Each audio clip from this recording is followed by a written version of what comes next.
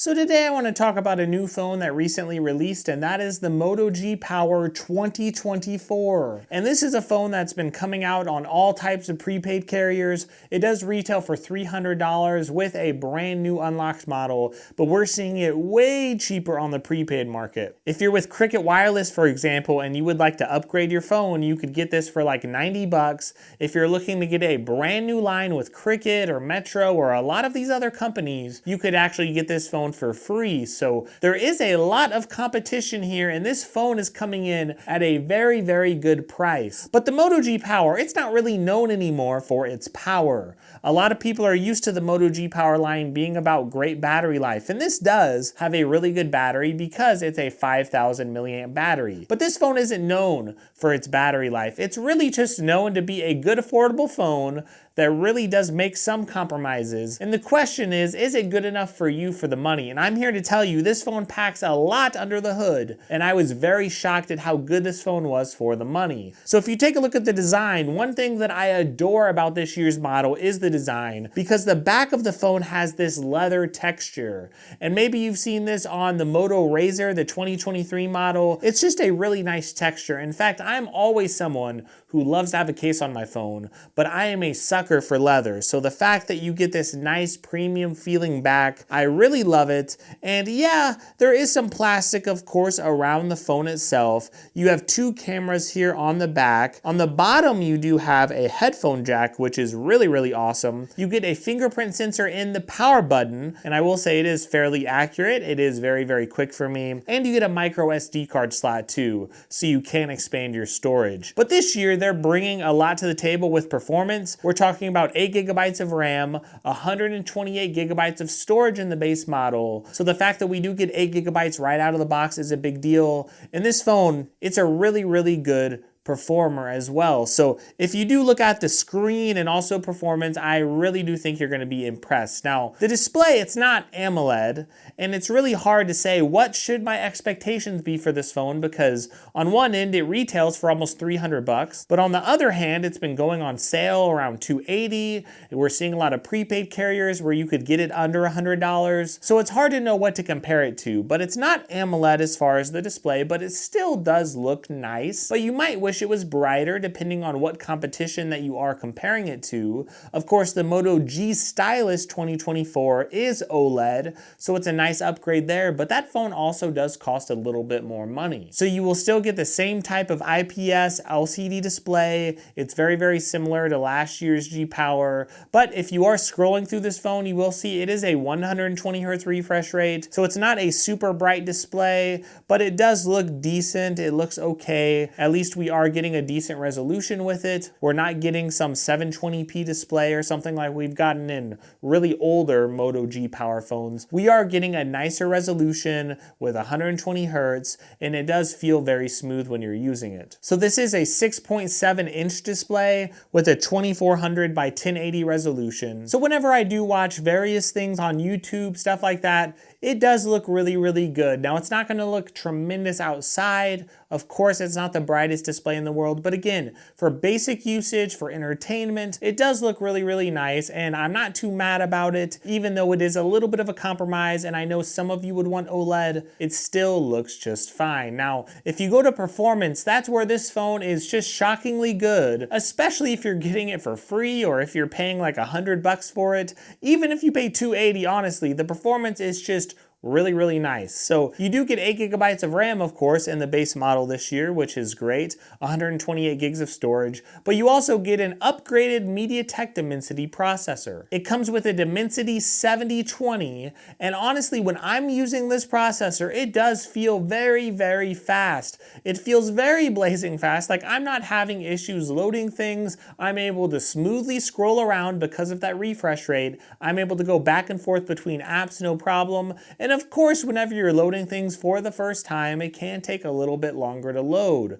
But it's realistically not taking much longer, and it's a lot faster than you would expect. So Motorola this year, what they did is they brought a lot of things to this phone that are shocking. They brought wireless charging to this phone, for example, which is very, very shocking for a lot of us because we wouldn't expect that. They brought NFC, which is a must for a lot of people, but the fact that you could use this now with Google Pay or other services, that is a really big deal. The fact that we get a very high performing phone that's not flagship performance, I understand it is a little bit of a step down there, but it still flies through almost anything you're gonna do. It's not perfect for gaming, but it's still going to do fairly well on most Android games. Of course, if you need something to push it to the limit, it's not gonna handle that. But at this price point, even at $280, this performs very well even for that price. So if I'm thinking about the prepaid market, it's going to perform super well for what you're getting there. And when you go beyond performance and go to all those extra features, I really think a lot of you are going to be impressed with it. Like the battery life, for example, a 5,000 milliamp battery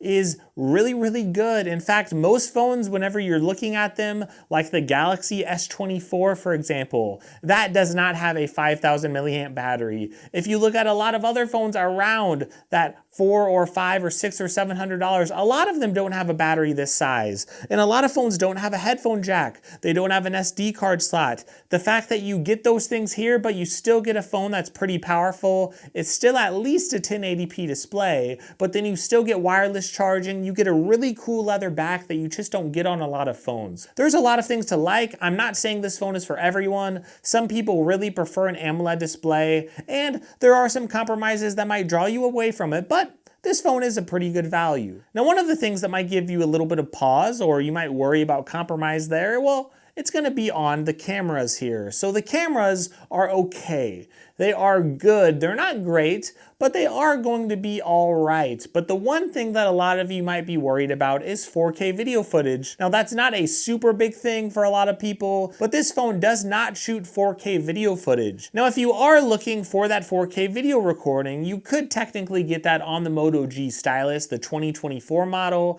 It is a little bit more expensive, but it does have that. It also has an OLED display, so there are a couple improvements that might bump some of you up to that phone. But if you're looking here, you are not going to get 4K video footage. But the pictures are actually pretty decent. It's not going to be up to the Google Pixel level, but they are okay. There is a little bit of shutter lag there, but I am still getting pretty decent photos. I'm not too mad about it, but you do have to be in okay lighting conditions. If you're in bad lighting, you're probably not going to get very good photos. But like you would expect, these are okay photos. It's not up to even the Google Pixel 6a level. They're just okay, but it's not bad. I actually think this camera is very serviceable. So if I'm gonna summarize this phone as far as what this phone is lacking, it's lacking that little extra jump of power that some of you might expect. I know this is the Moto G Power, but this is not a flagship phone with flagship power, of course. So if you are expecting some performance champ that's gonna be able to game on the highest settings, that is not something that you're gonna get here. Unfortunately, this does have a MediaTek processor that is a middle ground champ for performance. Like, it's really good, but it's not a flagship champ. It's not the best of the best. So it is a good performer. It does fly through a lot of things, but some of you might want that little extra bump of performance. But if you're okay with the minor step down, I would say this does perform very good for the money. In fact, I think it performs better than a lot of competition around this price point. So if I think about the two things that maybe let this phone down a little bit, one is not having an AMOLED display. Of course, a lot of displays have been getting better and better every year. We're seeing phones like the OnePlus 12R, and I get that's a little more expensive, but you see a phone like that with almost like 1,000 nits of brightness, or maybe even more. I'm just going off the top of my head here, but that phone is so bright. We're seeing phones even in the mid-range category pushing and pushing up and up and up, and these displays are becoming a lot better. So the fact that Motorola didn't do much with the display here, it is a little bit disappointing for those of you who at least wanted an OLED display, or for those of you that wanted a little bit of higher brightness. Beyond that, the one other thing is no 4K video recording. That is something that some of you might prefer, and some of you might want a little bit of a better camera. But if you are willing to deal with those things, you do get a headphone jack, which is really cool. You get a decent phone. Of course, the speakers aren't going to be as good as a $400 or $500 phone. Like this year, it's not just one mono speaker. We do have two speakers, so at least the sound is a little bit spread out between the top and the bottom of the phone. We get 15-watt wireless charging, 30-watt wired charging. We do not get water resistance. I guess that is another thing. Of course, this phone is considered splash resistant or whatever, but we're not gonna get that water resistance where you could dunk a phone underwater for 30 minutes. We're not getting that in this phone. So there are some minor compromises, but the fact that we get NFC this year, the fact that we do get a little bit of a bump in performance is nice. The fact that we get wireless charging is a great bonus. And the fact that you get all of those things with a great battery, really good performance, you get that for a very good price. I think this phone is a really good competitor, of course, but the one knock on Motorola for a long time that has really bothered me is their software support. So typically from Motorola, you normally only get one big operating system update. Now their flagship phones lately are getting more updates, which is great. But normally you're only getting one update here on something like the Moto G Power. And if you do want extra updates as far as security updates, normally I believe it's around 3 years of security updates. It could be 2, but the point is you're not getting great software support. So yeah, you might get security updates as long as you have this phone, because a lot of you might only have this phone for 2 years. So sure, you could get updated with security, and you will eventually, even if it takes Motorola a while, you will get at least one big operating system update. And at least you do start off with Android 14 on this phone, so that is really nice. And when you look at the price of this phone, again, you're getting a lot for your money, whether it's $280, like the sale I'm seeing right now. If that sale's gone by the time you're watching this, even for $300, this phone is not bad for that price. So whether you pay $300 or $280, or maybe you're gonna pay less at a prepaid carrier, the point is no matter what price you get this at, you're actually gonna get a pretty good value. But the real question is, are the compromises worth it? For a lot of you, you might care about software support. If you really do, I would not recommend going with any Motorola phone. You might wanna go with something like a Samsung. A lot of Samsung's budget phones are also going on sale at a lot of these prepaids, and you could get a really good deal on something like a Galaxy A25 or maybe an A35. And those phones are going to be similar in some ways to this Motorola phone. And if you're someone that cares about 4K video recording, again, there are other options that do offer 4K video recording. Something like the Galaxy A25 or the Galaxy A35, again, those phones do come to mind. But a lot of these budget phones are not going to have wireless charging. Some budget phones do not have NFC. A lot of phones are going away from having a headphone jack. And honestly, this phone will perform a lot better than some other budget phones out there. And you might find it for a better price compared to a lot of other phones. So whenever you factor in the price, whenever you factor in what other phones this is competing against, I really think that this phone is terrific. It's got a really awesome design, one of my favorite designs. I love leatherbacks, that's just me personally, but I really like it. And when you factor all those things in, I think it's worth it. But again, you have to ask yourself if those compromises are worth it to you. So hopefully this review has helped you out. Please give me a like and give me a sub. I really think this phone is worth checking out, so feel free to check those links in the description. That is a great way to support my channel. And another thing you could do, if you really love my channel, give me a sub. That means a lot.